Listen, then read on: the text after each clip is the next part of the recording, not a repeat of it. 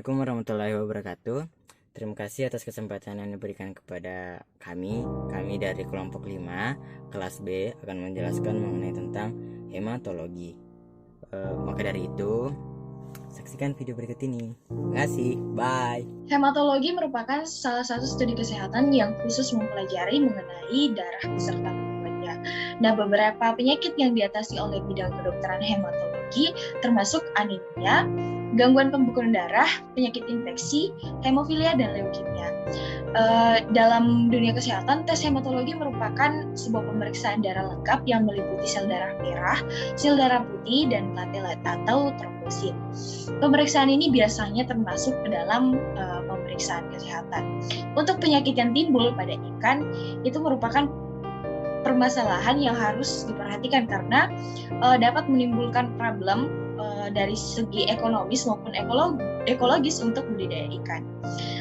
Penyakit yang ditimbulkan dapat dibagi menjadi dua kelompok, yaitu akibat infeksi dan non-infeksi, di mana itu diakibatkan oleh parasit, virus, protozoa, dan mikroorganisme lainnya. Sedangkan non-infeksi itu disebabkan karena kondisi lingkungan.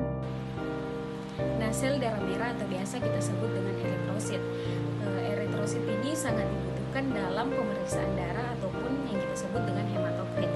Adapun sel darah merah pada khususnya ikan itu berbentuk lonjong dan memiliki inti sel. Nah, sel darah merah ini diberikan warna merah oleh hemoglobin. Nah, hemoglobin ini juga lah yang akan mengikat oksigen pada tubuh hewan. Kemudian pada pembentukan eritrosit atau kita sebut dengan eritropoiesis. Nah, pada mulanya itu sel unipotensial akan berdiferensiasi menjadi proerythroblast. Nah, di mana proerythroblast ini akan membelah menjadi beberapa bagian pada beberapa tahap, yang dimana tiap tahapnya akan menghasilkan sel yang matang.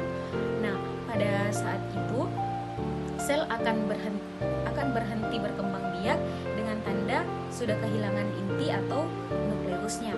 Kemudian nanti sel akan mengalami 3 tahap lagi untuk menghasilkan sel darah merah yang lebih matang. Nah, adapun pengaruh dari pembentukan sel ini dipengaruhi oleh enzim, pH, vitamin maupun kadar oksigen dalam ginjal. Baiklah, selanjutnya yaitu mengenai fungsi eritrosit dan juga perhitungan eritrosit pada darah ikan. Jumlah sel eritrosit pada masing-masing spesies ikan itu berbeda-beda, tergantung dari aktivitas ikan tersebut. Fungsi utama eritrosit adalah untuk mengangkut Hb atau hemoglobin, di mana Hb atau hemoglobin ini berperan dalam mengangkut oksigen dari insang atau paru-paru menuju ke jaringan. Selain mentransfer Hb, eritrosit juga menghasilkan asam karbonat dalam jumlah yang besar, yang berfungsi untuk mengkatalisis reaksi antara karbon dioksida dan juga air, sehingga nantinya darah dapat juga mentransfer karbon dioksida dari jaringan menuju ke insang. Ada korelasi yang kuat antara jumlah hematokrit dalam darah dengan jumlah hemoglobin dalam darah, di mana semakin rendah jumlah eritrosit dalam darah, maka akan semakin rendah pula kandungan hemoglobin dalam darah tersebut. Selanjutnya yaitu perhitungan eritrosit pada darah ikan. Jumlah eritrosit pada darah ikan dapat dihitung dengan menggunakan rumus N besar sama dengan jumlah sel terhitung atau N kecil dikali dengan 10 pangkat 4, yang dimana N besar ini adalah jumlah sel darah merah dari faktor pengenceran yaitu 200 kali, dan N kecil adalah jumlah sel darah merah pada 5 kotak kecil. Kenalkan, nama saya Fuad Rizky Ahmad dengan NIM C0312011042 akan menjelaskan pengertian dan pembagian pada leukosit. Selanjutnya saya akan menjelaskan pengertiannya.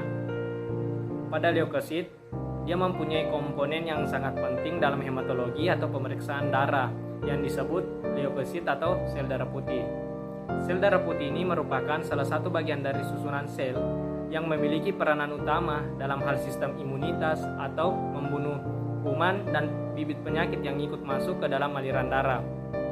Sel darah putih atau yang juga disebut dengan leukosit ini dibagi menjadi 5 jenis tipe berdasarkan bentuk morfologinya, yaitu basofil, eosinofil, neutrofil, limfosit, dan monosit. Masing-masing jenis sel darah putih ini memiliki ciri khas dan fungsi yang berbeda. Terus ada pembentukan leukosit.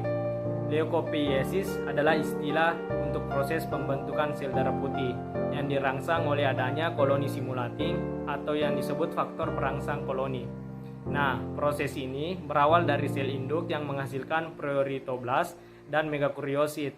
Proses pembentukan limfosit ditemukan pada jaringan yang berbeda seperti sumsum tulang, timus, limpa, dan limfonodolit.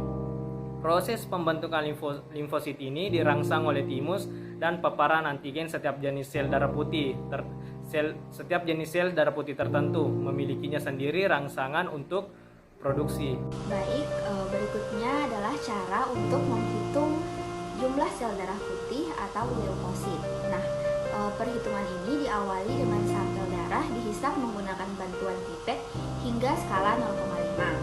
Kemudian dilanjutkan dengan menghisap larutan turp sampai skala 101. Kemudian menggunakan pipa kapiler digoyangkan dengan gerakan seperti membentuk angka 8. Hal ini bertujuan agar larutan dapat terhomogen dengan sempurna. Kemudian sampel tersebut dimasukkan ke dalam hemositometer dan dapat dilakukan penghitungan jumlah leukosit menggunakan rumus jumlah sel darah putih dikali dengan kotak besar yang disesuaikan. Adapun selanjutnya itu dilakukan identifikasi jenis leukosit atau sel darah putih. Nah, identifikasi ini diawali dengan menghitung total leukosit, kemudian sampel diteteskan ke dalam objek gelas dan dibuat preparat ulas darah. Selanjutnya dikeringkan dan darah difiksasi menggunakan etanol dan dikeringkan lagi selama 5 menit. Nah, setelah 5 menit, preparat atau sampel tersebut diwarnai dengan pewarna ginsa. Kemudian dikeringkan lagi setelah 5 menit. Setelah mengkering, sampel dicuci dengan menggunakan air mengalir dan dikeringkan. Setelah dilakukan hal tersebut, leukosit dapat diamati di bawah mikroskop dengan mengetahui jenis leukosit. Selanjutnya akan dijelaskan oleh teman saya. Plasma darah. Plasma adalah bagian cair darah dan sekitar 91% merupakan air. Plasma darah merupakan cairan bening kekuningan yang unsur pokoknya sama dengan sitoplasma dan mengandung campuran kompleks zat organik dan anorganik. Plasma juga mengandung nutrien, gas darah, elektrolit, mineral, hormon, vitamin, dan zat-zat sisa. Saya akan menjelaskan tentang proses pembekuan darah. Proses pembekuan darah pada satwa akuatik tidaklah jauh berbeda dengan hewan-hewan lainnya. Nah, zat yang paling berperan penting dalam proses pembekuan darah ini adalah trombosit. Jika suatu jaringan tubuh terluka, maka trombosit akan pecah dan mengeluarkan zat yang disebut dengan trombokinase. Kemudian, trombokinase ini akan bertemu dengan protrombin dengan pertolongan kalsium. Nah, protrombin ini dibentuk di dalam hati dengan bantuan vitamin K, yang kemudian akan membentuk menjadi trombin.